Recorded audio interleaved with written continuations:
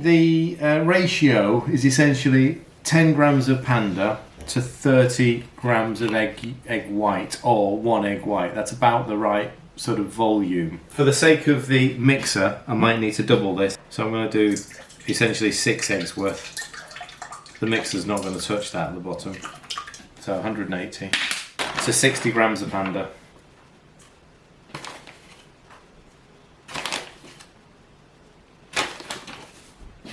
And some salt, probably about 5 grams. Right, we'll see if the blender can get its nose down in there. If not, I'll just have to do it by hand.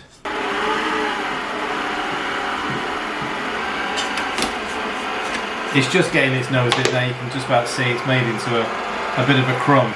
So it is quite a dry mix, so it won't go together as a dough yet. You've got to sort of squeeze it together. When we did it on Saturday, we were doing the dumplings using 20 grams of pastry and the spring rolls using 40 grams of pastry. So this is going to make sort of 6-8 spring rolls, dumplings. So it's not complete yet. You just need to get in there and squeeze it together, and it does very easily come together. So you can still feel and hear the moisture. Obviously, we're going to have to let this rest for just a few minutes before we start rolling it out. It is quite a tacky dough, but that's great because then when you come to form it into your parcel or your spring roll, it sticks together. You don't have to do anything with it. It will naturally just stick together for a few minutes.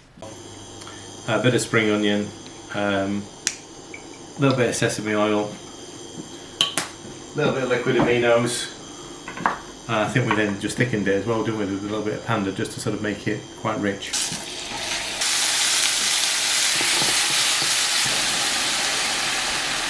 Right, just going to let that cook in its own juices for a few minutes. I don't want to let it go dry because it'll chuck some Panda at it and it'll give it like a nice sort of glossy, rich sauce. Right, okay, so I'm going to break this down into some for dumplings, some for spring rolls. Say 40 grams for a spring roll. The trick with this, and it obviously it did work on Saturday, was to roll it really thin. And as long as you can get it off the paper, it'll work. And obviously you make them bigger. They're just the filling for these, for the spring rolls, I've cooked it and I'm cooling it. It's best if it's actually cold going in. So obviously the thinner it is, the more it's going to react to the heat of the filling. It'll make it difficult to handle. The dumplings weren't too bad.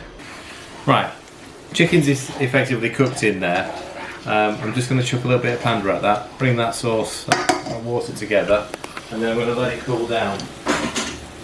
Which is perfect timing because I need to get the oil on so I can fry these things. So, I mean, it was literally just a couple of sprinkles of flour over the top. It's nothing much. Coconut oil. Obviously, you want something that you can deep fry in, or shallow fry in at least. We didn't rest it for long, did we, on Saturday? It was probably, it was probably only till 10-15 minutes. It obviously just helps if you can let it rest for a few minutes.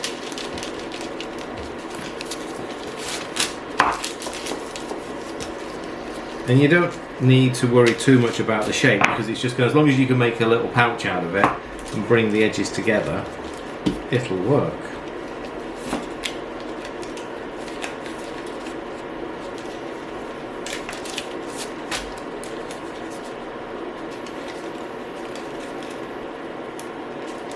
Okay, just a little, one more roll.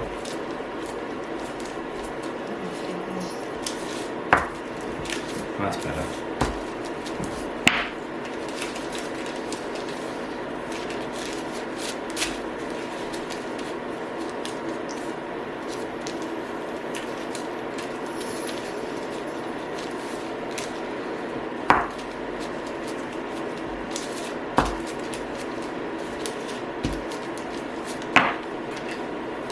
Yeah, there we go. So maybe that first one's a little bit too big. I say the dough is still very tacky. I don't know if you can see it, but it's actually glistening. with the egg white, so it sticks together so easily. You don't want to fill it too much, but you're always going to put too much in to start with, and I realise you just can't roll it. These are meant to be little sides. You can do this on the paper, so just fold over the edges. Don't worry if it tears, because obviously, like anything with Panda, it repairs really easily. Take it over, try and peel it back, and then with the other one, bring it over, and just a squeeze. Just a it doesn't have to be a heavy squeeze.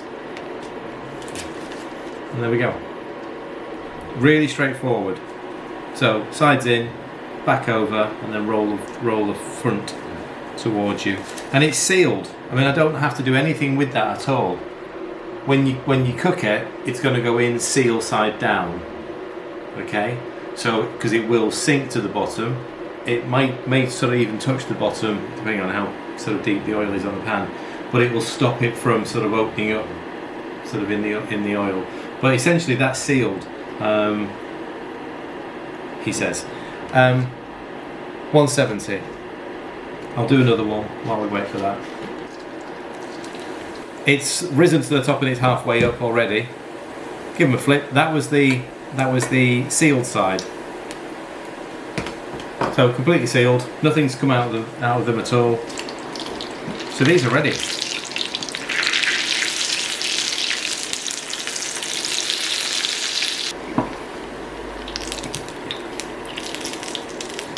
That feels good as well. That feels crispy.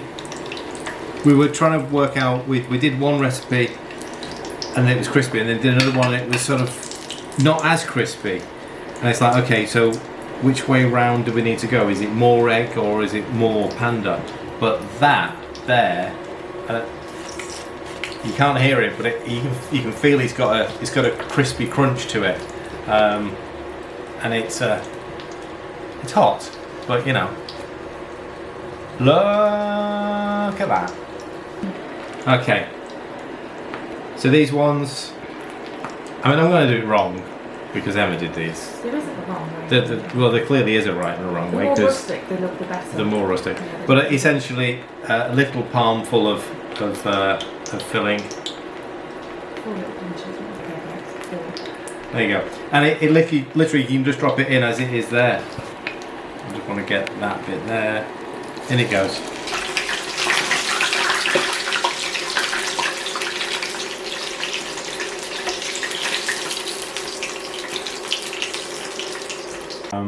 You obviously got a bit of a bit of a dough top.